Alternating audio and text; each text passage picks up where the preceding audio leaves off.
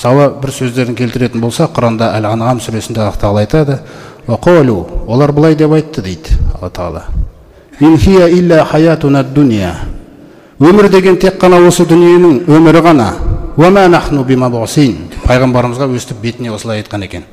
Біз қайтадан тірілмейміз. Қараңыздар. Біз қайтадан тірілмейміз. Дүние өмірі осы өмір тек.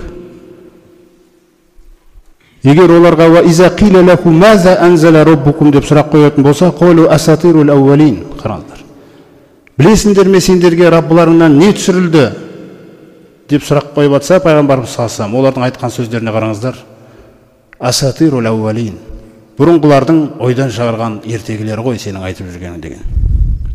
Міне осылардың күніге осындай қияметке деген тақырыпқа қарсы шыға берулері, Құранға қарсы келе берулері, осы нәрсені Аллах Тағала теріске шығарып, осы нәрсеге разы емес екендігін көрсетіп, жоқ деді. Бізден андай сөз бар ғой, мысалы, жа жетер деген. Толық кесіп тастайды ана пікірден. Олардың санасындағы, ойларындағы түгел нәрсесін толық кесіп тастады Алла Тағала.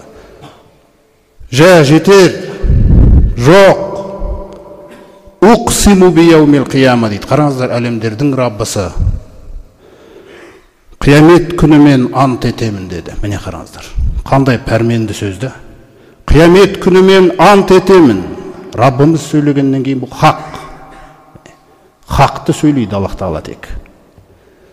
Қиямет күнімен ант етемін.